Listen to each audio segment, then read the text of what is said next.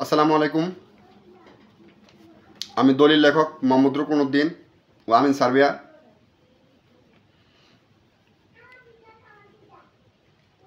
আজকের টপিক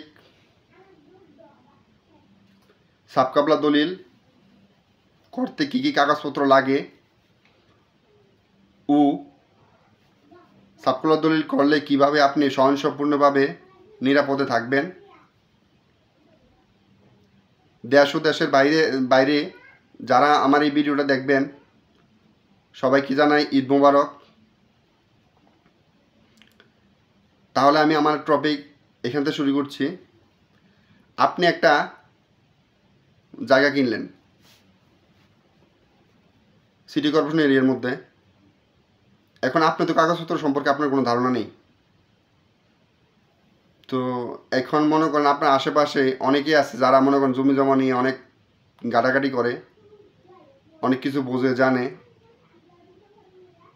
এখন মনে করেন আপনার জায়গা কিনলেন, এখন আপনার জায়গা কিনলে আপনার কী কী কাগজপত্র লাগবে সেটা তো আর আপনি জানেন না, ভালো করে জানেন না।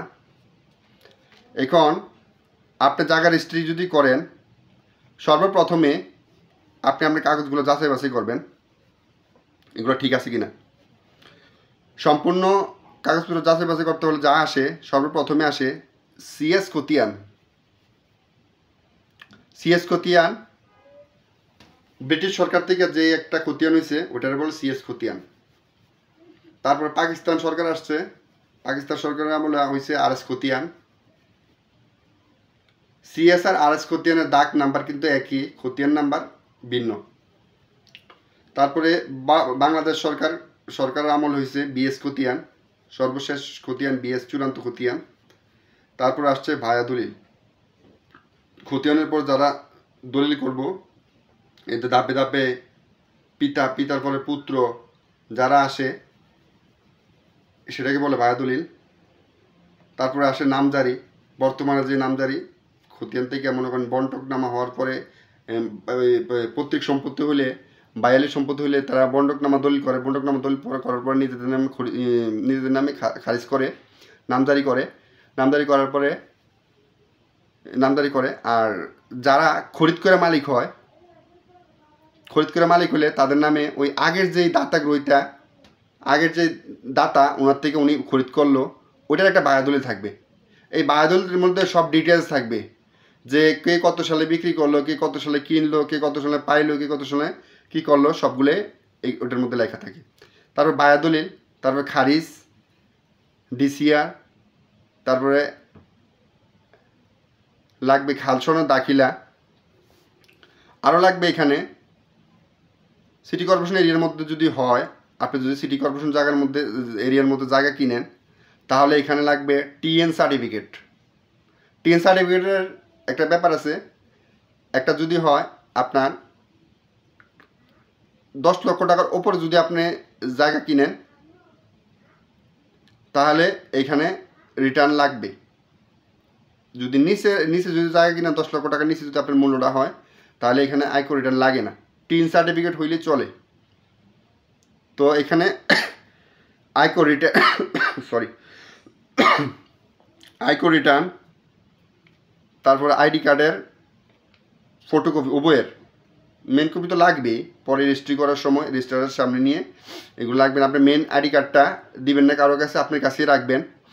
আর আইডি কার্ডের একটা ফটোকপি দিবেন, যে দলিল লেখকের কাছে করবেন দলিল লেখকের কাছেই দিবেন, মেন কপিটা আপনার কাছে রাখবেন। তারপরে টিন সার্টিফিকেট ফটোকপিটা দলিল লেখকের কাছে দিবেন, মেন কপিটা আপনার কাছে রাখবেন। তারপরে আয়কর রিটার্ন, ওইটারও ফটোকপিটা আপনার কাছে, মেন কপিটা আপনার কাছে রাখবেন, ফটোকপিটা দলিল লেখকের কাছে দিবেন। তারপর ছবি 2 কপি করে, ক্রেতা বিক্রেতা উভয়ের 2 কপি করে ছবি লাগবে। এখানে সিএস খতিয়ান, আরএস খতিয়ান, বিএস খতিয়ান, বায়া দলিল, নামজারি, খারিজা খতিয়ান, ডিসিআর সহ হালসনের দাখিলা ও আইডি কার্ডের কপি, ছবি, আয়কর রিটার্ন, টিএন সার্টিফিকেট এগুলো বাধ্যতামূলক লাগবে। এখন মনে করেন এক্সাম্পল আপনার জায়গার মতো কোনো সমস্যা আছে, কোনো ঝামেলা আছে, তাহলে তখন আপনি কি করবেন? তখন আপনি যদি সিটি কর্পোরেশন এরিয়ার মধ্যে যদি হন তাহলে আপনি ভূমি অফিসে যাবেন, ভূমি অফিসের কারোর সাথে যোগাযোগ করবেন। আপনি ভূমি অফিসে সরাসরি যাবেন, এই কাগজপত্রগুলো সম্পূর্ণ হাতে নিয়ে একটা সেট করবেন। সেট করার পরে আপনি ভূমি অফিসে যাবেন, গিয়ে ভূমি অফিসে কোনো কর্মকর্তার সাথে যোগাযোগ করবেন। যদি কোনো সমস্যা থাকে তাহলে ওনারা বলে দিবে। আরেকটা ব্যাপার আছে, আপনি সাবকলা দলিল করবেন।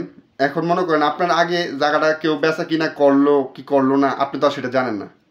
এটা কি ব্যাংকে কি লোন নেওয়া হয়েছে কি হয়েছে না সেটা তো আপনি জানেন না। এখন কি করবেন? এখন করণীয় আপনি রেজিস্ট্রি অফিস থেকে একটা এনএসসি সার্টিফিকেট নেবেন। এনএসসি সার্টিফিকেট নিলে আপনি বুঝতে পারবেন যে এই দলিল নাম্বারে কেউ আপনার কাছ থেকে এই জায়গাটা কেউ লোন নিছে, কারোর কাছে দায়বদ্ধ আছে কি না, কোনো ব্যাংকের কাছে বা কোনো কারোর কাছে বেচা বিক্রয় হয়েছে কি না, আপনি একটা এনএসসি সার্টিফিকেট নেবেন। নেওয়ার পরে সর্বশেষ আপনার একজন আপনার বিশ্বস্ত আপনি যদি বিশ্বস্ত কোনো দলিল লেখক না থাকে তাহলে আপনি কী করবেন, রেজিস্ট্রি অফিসে যাবেন। সরাসরি রেজিস্ট্রি অফিসে যাবেন, কোনো দালাল না, দালালের মাধ্যমে যাবেন না। দালালের মাধ্যমে গেলে আপনি ঠকবেন। উনি আপনাদেরকে একভাবে না একভাবে ঠকাবে। আর নিজেরটা নিজে করলেই ভালো, নিজে করে ঠকলেও সমস্যা নাই। তবে সবসময় চেষ্টা করবেন দালাল ব্যতীত আর যেই লোক থেকে আপনি কিনতেছেন ওই লোক তো মনে করেন উনি তো জায়গা জমি বেচা কিনা করে, হয়তো বা আপনি হয়তো বেচা কিনা করতেছেন বা কিনতেছেন, আপনার যদি ধারণা থাকে অভিজ্ঞতা তাহলে ভালো।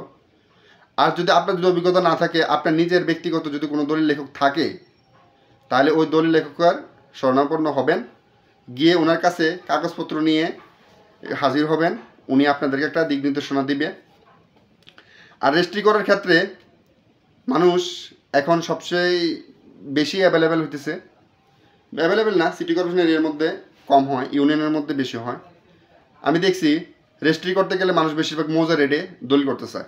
মৌজা রেট বলতে মনে করেন সরকারি কর থেকে আপনি 50 লক্ষ টাকার জায়গা কিনলেন, এখানে মনে করেন 25 লক্ষ টাকা জায়গাটা আসলো, 25 লক্ষ টাকার মনে করেন আপনি ব্যাট সরকারে ফাঁকি দিতেছেন। হ্যাঁ, সরকারে দিছে যে মনে করেন এটা দিলে আপনার জন্য ভালো হইব, কিন্তু এই ভালো নয়। কারণ মনে করেন আপনার তো 50 লক্ষ টাকা জায়গাটা কিনলেন, জায়গাটা কেনার পরে মনে করেন আপনি লোন নেবেন সরকারি কর থেকে। এখন লোন নিলে মনে করেন সরকারি করে মনে করেন 60 আর 40, মানে 60% ওনারা একা দিব কাটটা, আপনাকে 40% দিব। এখন 50 লক্ষ টাকার লোন নিলেন আপনি, এখন যদি 50 লাখ টাকার 40% হয় তাহলে আপনি এখানে 30 লক্ষ টাকা পাবেন। আর যদি মনে করেন আপনি 25 লক্ষ টাকার জায়গাটা কিনলেন, দলিলটা করলেন, এখন আপনি লোন পাবেন কত? লোন তো সবাই নিতে চায় না, অবশ্যই যার দরকার লাগে ওনারাই নিতে চায়। এন্ড মনে করেন আপনি 25 লক্ষ টাকা 60% কত হবে? এখানে মনে করেন তো এই তো 12 লাখ টাকার মতো হবে, বা 15 লাখ টাকা হবে। 15 লাখ টাকা না, 10 লাখ টাকার মতো হবে। আচ্ছা যাই হোক, 15 লাখ টাকার মতো হবে। বা আরও বিভিন্ন কারণ আছে। কেউ যদি আপনার নামে পিএনশন করতে চায় বা আপনার হয়রানি স্বীকার করতে চায়, আপনি কিন্তু পরে আটকে যাবেন। তো আমার আপনাদের কাছে একটাই যে আপনি জায়গাটা কিনবেন, একটা মানুষ সারা জীবনের, বিশেষ করে আমাদের প্রবাসী বাইরে যারা দেশের বাইরে বিদেশে যারা আছেন, তারা দিন রাত 24 ঘন্টা মনে করেন 24 ঘন্টার মধ্যে দেখা গেছে 8 ঘন্টায় দেখা গেছে 8 ঘন্টা ঘুমাতে পারে কিনা সন্দেহ আছে, কিন্তু দেখা গেছে বাকি 18 ঘন্টা ওনারা কাজ করে, অনেক পরিশ্রম করে, অনেক কষ্ট করে। আমার এই ভিডিওটা বানানোর মূল উদ্দেশ্য এটাই, প্রবাসী ভাইদেরকে নিয়ে। কারণ ওনারা অনেক কষ্ট করে, উনি আমাদেরকে আমাদের দেশে রেমিটেন্স পাঠায় করোনার মধ্যে বর্তমানেও ওনাদের রেমিটেন্স দিয়ে বাংলাদেশ স্বয়ংসম্পূর্ণ।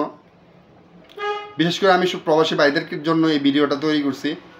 আর আমার এই ভিডিওটা যদি কোনো প্রবাসী ভাই যদি আমার এই ভিডিওটা দেখে, তাহলে আমি মন থেকে নিজের একটু সান্ত্বনা পাবো। কারণ আলহামদুলিল্লাহ আমার কাজকর্ম যা আছে আমি চলতে পারি, আলহামদুলিল্লাহ আমার কোনো সমস্যা হয় না। কিন্তু যদি আমার এই ভিডিওটা যদি কোনো একজন মানুষ যদি এই ভিডিওটা দেখে, কোনো একজন মানুষ যদি ভিডিওটা দেখে যদি মনে করেন একটু যদি বুঝতে পারে, সেটাই আমার সবচেয়ে বড় পাওয়া। আমার আর বেশি পাওয়ার দরকার নাই।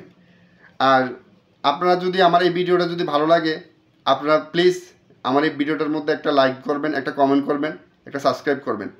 আমি দলিল সংক্রান্ত সব বিষয় নিয়ে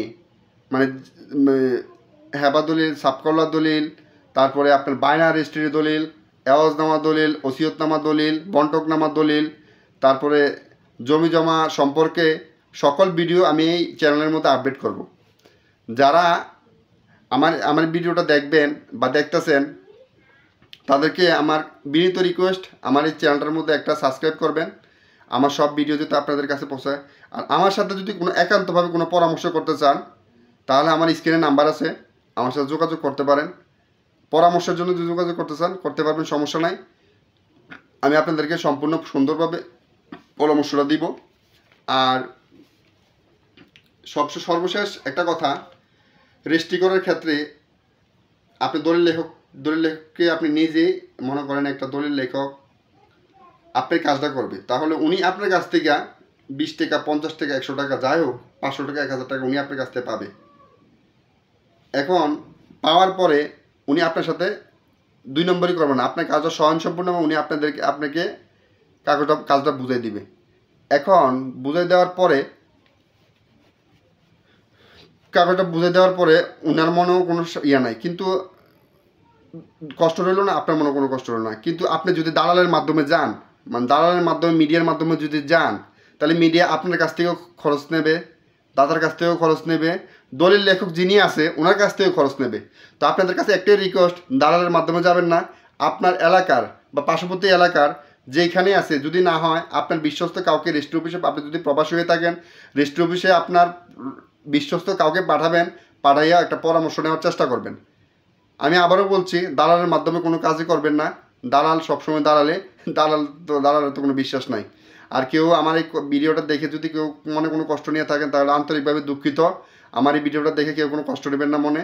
আমি আসলে কারো বিরুদ্ধে না, আমি শুধু প্রবাসী ভাইয়েরা অনেক কষ্ট করে, রেমিটেন্স যোদ্ধারা ওনারা অনেক কষ্ট করে, ওনাদের জন্য আমি ভিডিওটা তৈরি করছি। দেশে যারা আছে ভাই বোনেরা ওনারাও দেখবেন। আর আমার এই ভিডিওটা কেউ কোনো খারাপ উদ্দেশ্যে নেবেন না। আমি সবার উপকারের জন্য এই ভিডিওটা করেছি। ভালো থাকবেন, সুস্থ থাকবেন এই কামনা করে আমি আমার এই ভিডিও এখানে সমাপ্ত করলাম। আল্লাহ হাফেজ, ভালো থাকবেন।